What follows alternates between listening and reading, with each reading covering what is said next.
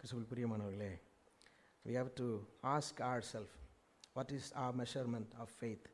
Are we Zacharias, whose lack of faith slowed down God's prophecies?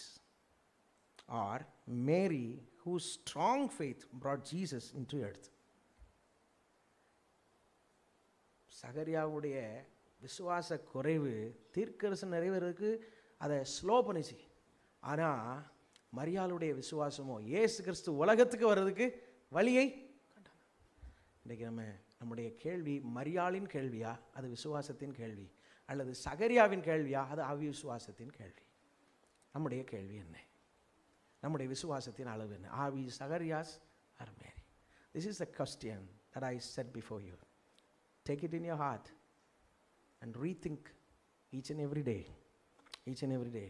Question yourself and grow in God's presence.